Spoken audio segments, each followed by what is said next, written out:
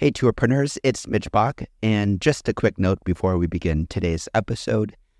Tourpreneur is currently sponsored by Google. We're thankful for their support of our community, and we are offering with them a completely free course helping you unlock the power and potential of Google's Things to Do program, which is specifically helping tour operators add their tours to Google in new ways that gives you new exposure and more direct bookings. To learn more, go to tourpreneur.com/Google. And as always, show notes, more resources, links to our newsletter, our business coaching community, and so much more are available on tourpreneur.com. Now to the episode. Today's episode of the Tourpreneur podcast is kindly sponsored by Checkfront, the booking platform trusted by over 5,000 tour and activity operators around the world. This month, Checkfront is offering an exclusive 90-day free trial for tourpreneurs. Find out more at checkfront.com/tourpreneur. Welcome to the Tourpreneur podcast. Travel industry veteran Shane Whaley will take you on a journey with fellow tourpreneurs, sharing their tips, ideas, insights, and success stories to inspire you to make your tour business the best it can be. And now, here is your host, Shane Whaley. And welcome to episode 122 of Tourpreneur. It's another in our series of Meet the Restech. Today, it is the turn of Checkfront, and we're joined today by Julianne Johnson, who is the Senior Customer Success Manager for Checkfront. Welcome to Tourpreneur, Julianne. Hi, thanks for having me.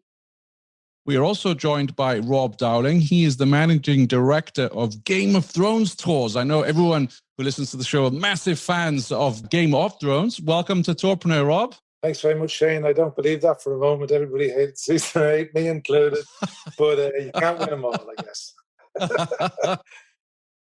And also welcome back to Emily Pelletier, who is in business development at Cyclo Service in Quebec. Welcome back, Emily. Welcome back. Yeah, it's a pleasure. Absolutely. So if I may start with Checkfront. So Julianne, for our listeners who are not familiar with Checkfront, I can't imagine there's any out there. But those who are not familiar with Checkfront, can you tell us a little bit more about the company? Yeah, absolutely. We're an online booking software. We specialize in helping small tour operators to large businesses to enterprise get themselves online and taking bookings. We've been around since 2010. We are celebrating our 10-year anniversary, so that's really exciting. We have both our co-founders still with us. So we have Jason Morehouse and Grant Jurgenite, and they're still continuing to innovate to this day. Absolutely. And you are based in British Columbia, correct? Yes. So we're in British Columbia, Canada. So Victoria. Emily, she's familiar with Canada, obviously being from Quebec. And we do have a few remote employees elsewhere, but generally we're all located at our office in Victoria. Fantastic. Rob, Game of Thrones tours. How long have you been working with Checkfront for? Well, we had our first tour to Game of Thrones, outdoor locations of Game of Thrones from seasons, I guess, 1 and 2 back then in April 2014. So I had the system live from probably Christmas 2013, so something like that. And I chose Checkfront at the time because it seems so long ago now in terms of the evolution of Restech and so on.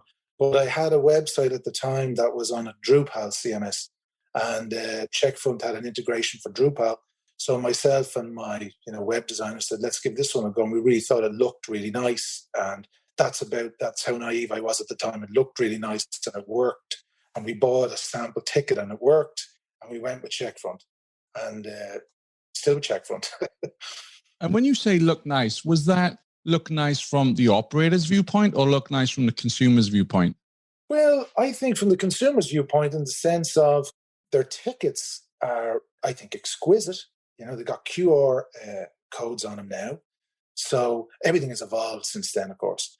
But the tickets look lovely and they look really clear and solid and professional, I guess. And all tour operators know, especially in the beginning, so we're talking about the beginning here, like back then, remember everyone's quality of everyone's camera on their phone even was terrible and so on. It just looked beautiful on a phone. So if you bought it on your phone, it looked really nice. And also from the operator's point of view, the display of data and reports and so on internally is very nice. Now, I've done demos, but I've also actually moved to another Restech for a time and come back. And as I say, it's just my own personal preference. I really think it's exquisite, actually, the ticketing for customers. Great. So I know April 2014, well, actually January this year seems like a long time, let alone 2014, to be honest. Oh my gosh, yes. How did you discover Checkfront? How did you find out about them? Because you're in the Republic of Ireland, I believe, or Northern Ireland. Okay, so you're in Ireland. As you can probably tell from my accent, I'm in the Republic of Ireland. Yeah, I can understand you. Well, I can do that too, if you like. What about you? I can fit in Northern Ireland too, by the way. So haven't been called upon to do that in a long time. But I registered the business in the two jurisdictions. So I've got the business in the Republic and I've got the business in the UK, Northern Ireland. So again, I have two separate Checkfront accounts. One's in the euro currency and one's in the British pound, of course. And it looks seamless in the website. You would never think that the one website, if you were to browse it as a customer, you would never think there's actually two accounts there. And you can customize to a certain extent the display of the drop code. That is to say that people who are shopping for Restech may like to know that most of them are web. It's a software as a service, so the booking system is embedded within your website, and the customer is actually looking through your website, so to speak, into Checkfront. And it sits inside my website beautifully. I don't know if I can name names, but I tried Bookio at the time. I tried a lot of those, Resco.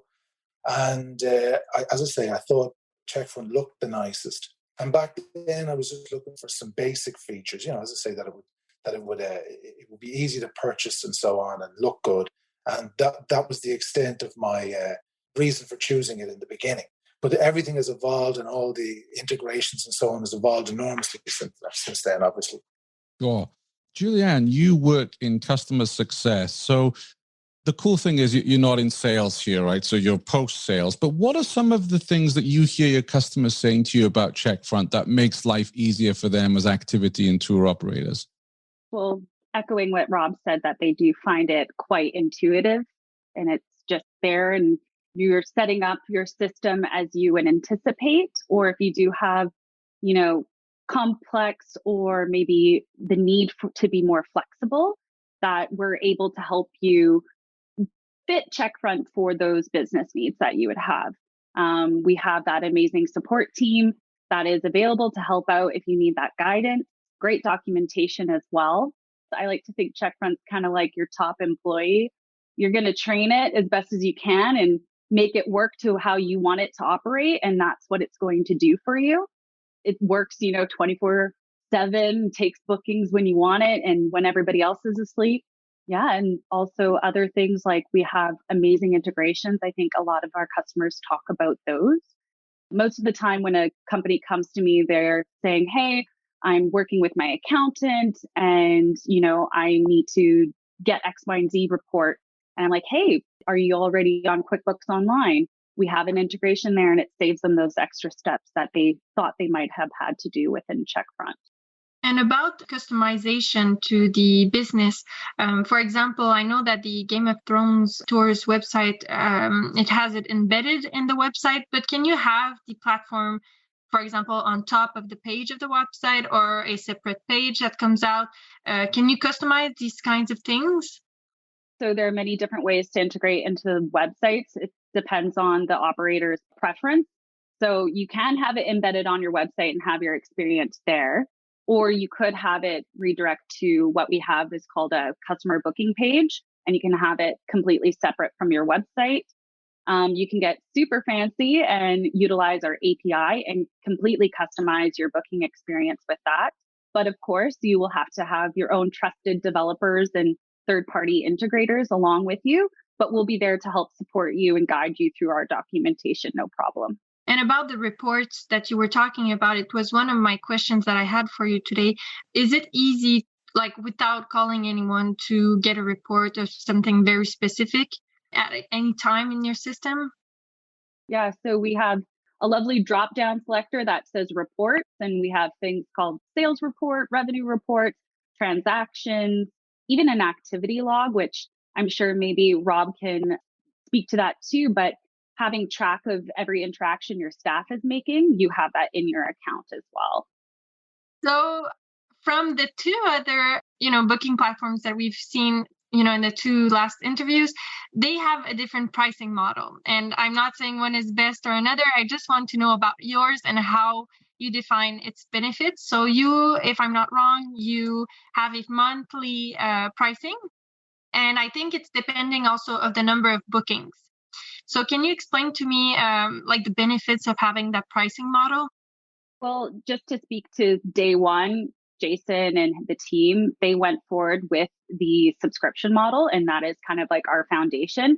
The majority of our 5,000-ish customers are on that monthly pricing model, and it is based on volume, because as you increase with volume, the more resources that you take from our software, or you need maybe more technical support.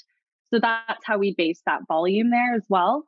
In a year like this year, where some businesses came from a lot of volume to zero, did you have a solution to offer them, for example, stopping their payments, or next year a less big payment? Or do you have a solution for these companies?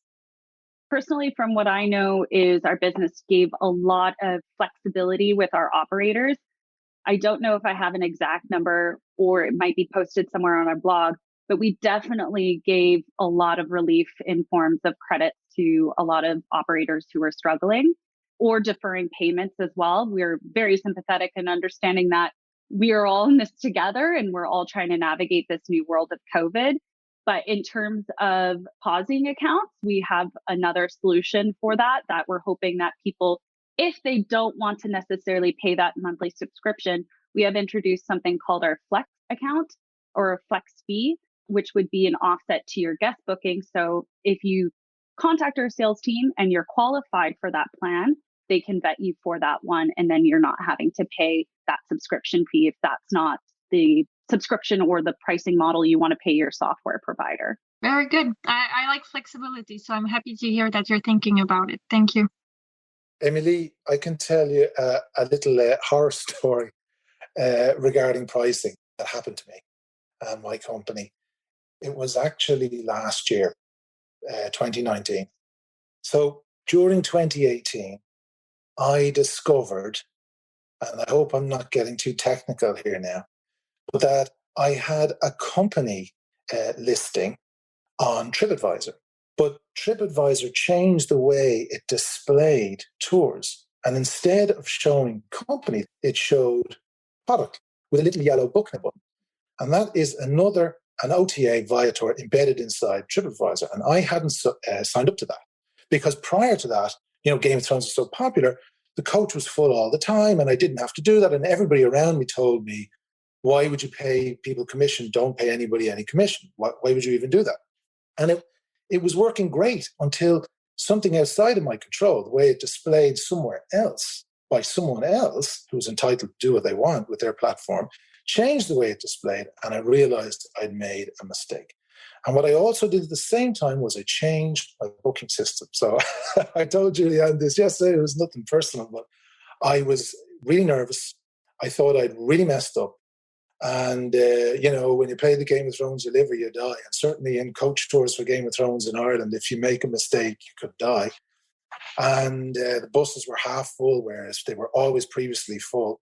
And I migrated from Checkfront to this other booking system, and therefore 0.1% per booking. Imagine, right? Amazing. No more monthly subscription. But then they increased them to 2.9%. Which is 29 times higher. And just to give you some idea, in the month of August, my company would have like 6 figures of sales, because it's like 21 buses a week. And when you calculate how much it costs in a month, it was several thousand British pounds a month from one small change in the percentage of the fees. Now, that doesn't apply to every tour operator, because, you're more vulnerable if you've large volumes of sales. So it's for that reason that for me, having a flat fee, I'll tell you the truth, I know I will never be actually destroyed by a flat fee.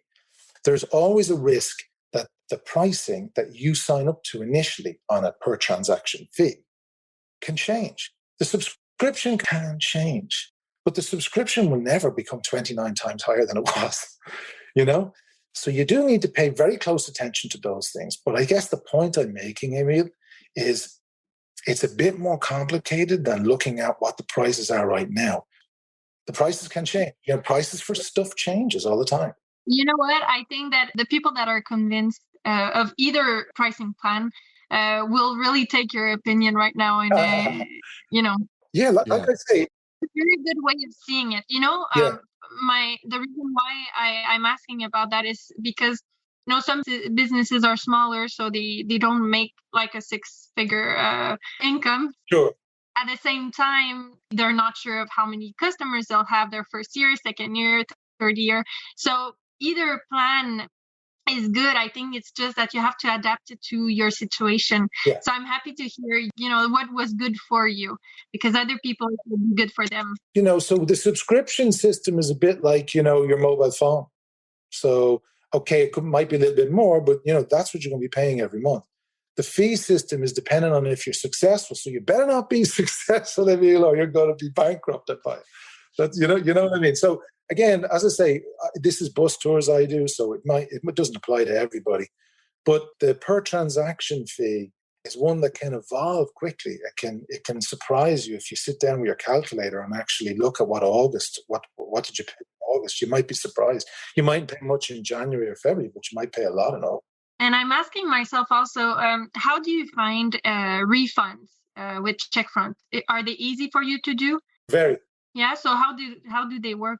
Okay, so the way I've set up my Checkfront, it's in the website, and when you purchase a ticket, it passes through the payment gateway. It's connected to Stripe payment gateway, and a few days later, the money goes into my bank account. Now, if let's say this summer, March, everyone was looking for refunds. So I went into Checkfront, and you've just got a simple button, refund, and you can refund the full amount of the ticket, which you will do. You can refund a partial amount. For example, if there were 3 people booked on a tour and they've already paid and they wanted to change it to 2 people. So you can partially refund, and it looks really nice because you send them confirmation of the new ticket, and down at the bottom of the ticket in red, it just says minus whatever dollars, and they can see, okay, that amount of dollars has come back to my card, and it takes a few days. And so it's very simple. It's one, just click in the system. As I say, you can make a full refund or a partial refund. And can you change the reservation also easily for let's say they want to change the tour, and then it either charges the difference or refunds the difference, or a different tour rather than the same tour on a different date? I would make it up myself. I would make up a booking for them. And when I create the booking inside the system, its status is always reserved. Checkfront, it's reserved in blue. And there's a little drop-down option where you can drop it down and you can change the status from reserved to cancelled to deposit to paid. So I would move it down to paid because they've already paid me. Okay, they paid me on the other item, but they've paid me. So I move it to paid. And then there's a little button, email. So I put their name and email in. It's on the other booking. So I've got the other booking open. I just put the data across. And then I send and I say, here's your new ticket for your new tour. And, there's no increase or decrease. There's no refund or there's no increase in price, let's suppose, in this case. And from the customer's point of view, they receive something, it's written paid in green. And all they've got to do is bring it to the pickup point. And it's great because they've got a little QR code, on the ticket. So if they hold up their phone in COVID-19, the guide can hold up the Checkfront app and literally tap it like a supermarket, and it goes beep, and inside the system there's a little tick that person is checked in. So if you had a walking tour and you just did everyone's phone, get everyone. So customers are really great when you write it in the ticket. Please present your ticket on a smartphone screen, and we just tap the guy just taps their phone against the screen, and inside the system we see tick, tick, tick, tick, and then somebody's forgotten their ticket, and it's no problem. The guide can see a list anyway of the people and do it manually. I do just want to interject there for payment processors. Just because the payment processor you selected was Stripe, it will have different capabilities per payment processor and different flow as well. So depending on, what Rob was saying before, it sounds like, Stripe is holding his money. Checkfront does not hold the money. We're just the integrator. So you can select any payment processor you want. I love how he described the refund process, because that's exactly how it is. And it is very easy. Look at your ticket, or we call it an invoice as well, but UK, North American lingo. And it's just a transaction tab, and you can see all the transactions. So depending on your payment provider, if it's within a certain authorization phase, you should be able to make your refunds accordingly to that. And then in addition to that, I wanted to point out, when editing a booking, you can absolutely create a new invoice if you wanted to, or you could edit that existing invoice if you wanted to. And if your payment provider also provides tokenization, and it's actually an increased cost, you should be able to charge that card too. But again, it's dependent on your payment provider. She's absolutely right. The way I said I can drop down the list and change from, booked, paid, or whatever, it's reserved, paid. I can also change the item, that is to say the product, and just change it to another product name that's inside the system. So you don't have to go and manually create it up. But that's really the beauty. You can make it any process you want. When he was talking about the drop-down menu, that's something we call booking statuses, and you can customize that as well. So whatever process you have, we try to be flexible for that. And also, I was asking myself, for the people walking in that are not reserving online, do you consider that a booking or not? Since probably the payment can go elsewhere than through the payment gateway of the system. I believe how we track it is we have unique booking IDs. So anytime a ticket or an invoice is created, it has a unique booking ID, and that's counted as a booking. So in Rob's case, if he was trying to reduce the amount of bookings that he was creating, it would be wise to edit the existing one. Okay, very good. So I was asking myself, on the website, if my website is first in French, will your booking platform appear in French, or is it easy to switch from French to English to book or not? So we have multi-language selection. So you can basically create the different translations you want to offer. We have system translation, and you can also add to that as well. But you would select one to be your preference. And then depending on how you have it on your website, if it's embedded, I'm not sure if Rob has different languages, it would show that it has language, and you could select a different one from that screen. Google Translate has those capabilities as well too. But if you want to translate the system, I recommend using the Checkfront translation.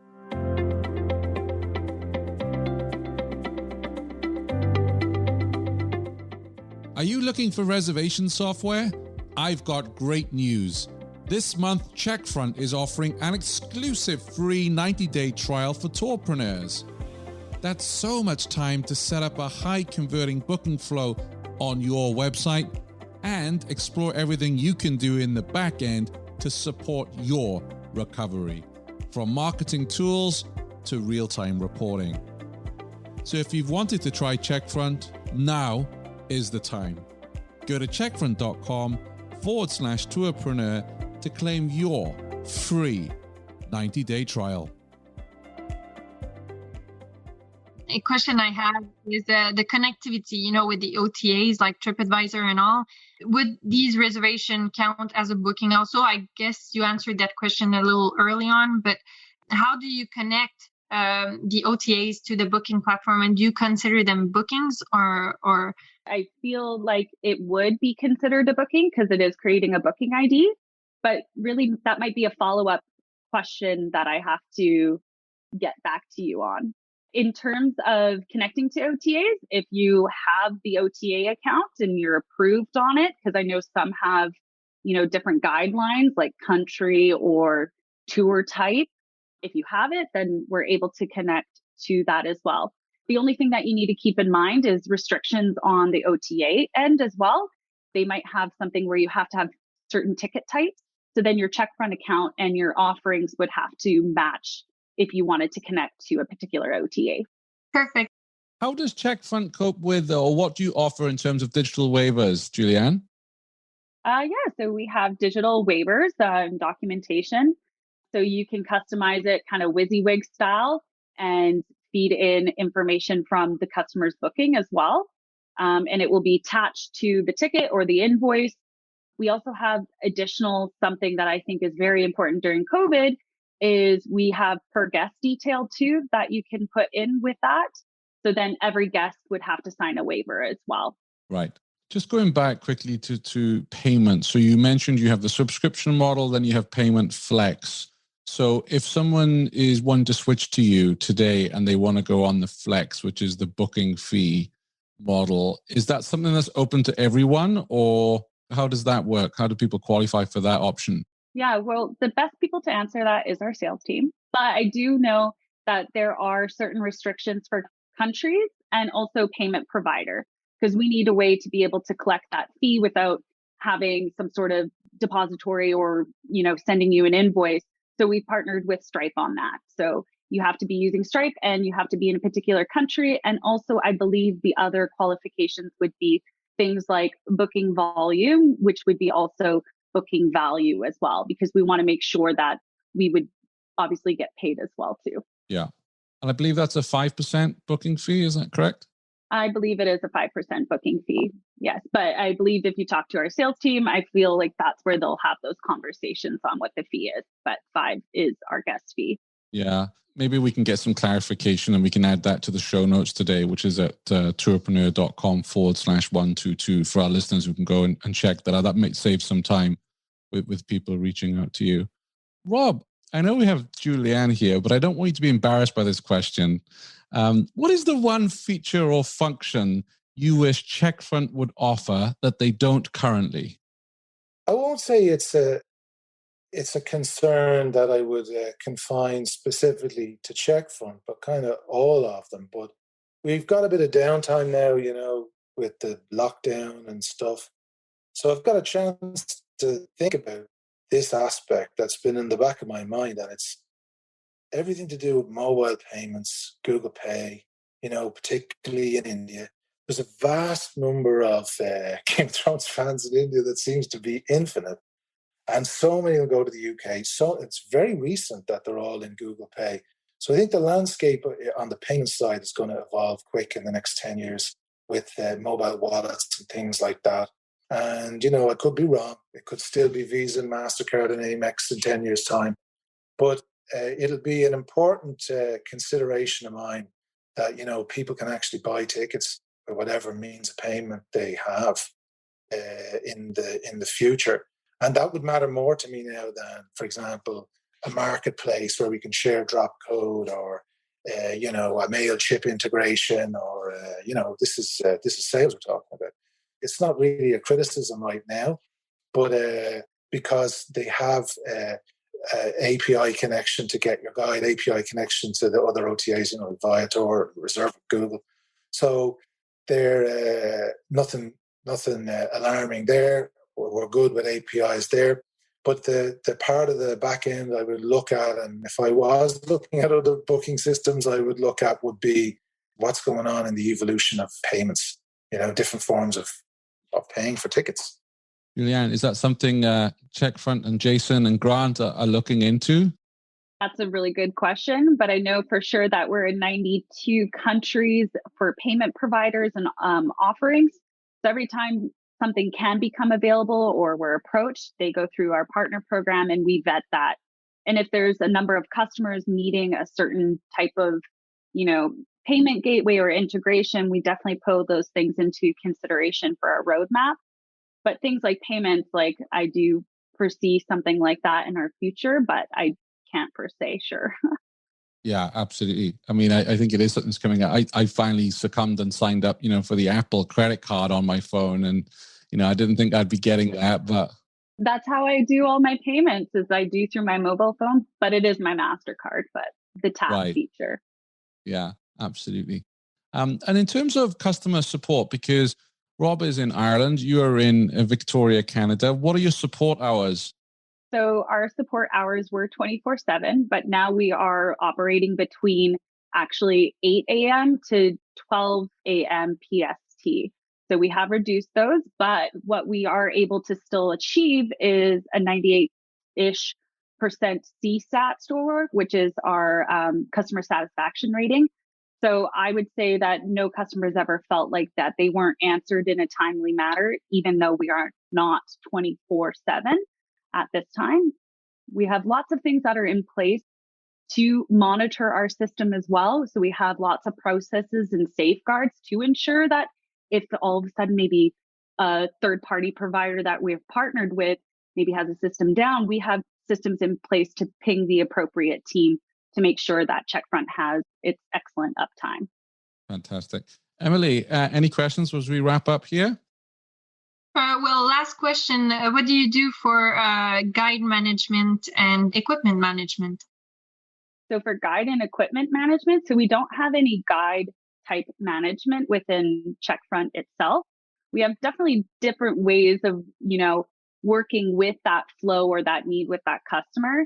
And then in terms of equipment rentals, like a lot of people have not only just activity rentals, but they could have just specified equipment. We have ways of sharing inventory as well across multiple offerings. So Checkfront can get very, very complex or robust or flexible that way. Perfect. Thank you very much. And Rob, any final comments for you for our listeners who are out there, they're tour operators, they want to pick a new booking platform? What would your advice to them be? I would say this. If someone's in the market looking for, as you said at the start, there's over 100 now, based on, the 80-20 principle, that 20% of them have 80% of the business. I guess you could narrow it down to maybe 20, but that's still a lot. And a lot of the technology is converging, meaning a lot of them can do a lot of the same stuff, not all exactly the same stuff. But again, most of the things you wanted to do, most of them can kind of do it. Particularly long term, because when you're working with a booking system, it's a nightmare when you move to another booking system, and believe me, it's even worse when you move back. So migrating is painful. So it's good to get it right in the beginning. And I would say, there was a documentary out on Netflix earlier in the year called The Social Dilemma. Many people may have seen it. And it was kind of trying to get people to think about, we all use Facebook for free, but really, what is Facebook or other social media platforms, how do they view us? So I would say to listeners, think about the Restech company. How do they view you? It's an interesting thing to think about. If they're connected to an OTA, how do they view you? I'm not trying to preempt the answer to that question, but just what relationship do they have you? They will give you customer service and stuff like that. It's kind of a bit like Game of Thrones, picking which house you're going to align with, which flag you're going to rally toward. And in my case, you can probably tell from the way I've been speaking earlier on, I kind of like Jason Morris. I've never met him, but I've seen him on YouTube and stuff. And he seems like an unassuming guy. And I think he's going to be independent. And over time, when you start OTAs acquiring booking systems and so on, he's likely to kind of focus on his bannermen, his team, his customers, and try and be independent in the middle of the wars to come, as they say in Game of Thrones. So I think just my choice was to choose an independent operator so that I'm kind of not too deeply involved with any of the OTAs, and I can kind of, connect to them but not be part of their team, be independent. I came to that conclusion by thinking about how do the operators see me? And do they want to help me, or are they offering me all sorts of stuff and enticements? And why are they offering me such free stuff and all these enticements? Things like that. So that would be my advice: is think about how these days on YouTube you can Google the bosses of these companies and listen to them speak and think about them as people, and think about if you'd like to team with them. Very good. Fantastic advice. Fantastic. Well, thank you, all three of you, for giving up some of your valuable time. I know you're very busy, for coming on to the Meet the Restech series. Rob, I would love to invite you on to a future episode of the show. I would love to learn more about your story of Game of Thrones tour. I know my listeners will be screaming for that as well. Yeah, I'd be delighted, Shane. As I say, I like to talk, as you can tell, so I'm very happy to do that sometime. Fantastic. Julianne, thank you very much for coming on. Thank you, everybody. Thanks. And Emily, merci beaucoup. Ça fait plaisir. Au revoir. Au revoir. Thanks for listening to the Tourpreneur podcast. Be sure to visit tourpreneur.com to join the conversation and access the show notes, including links to the resources mentioned on today's episode. This is Tourpreneur.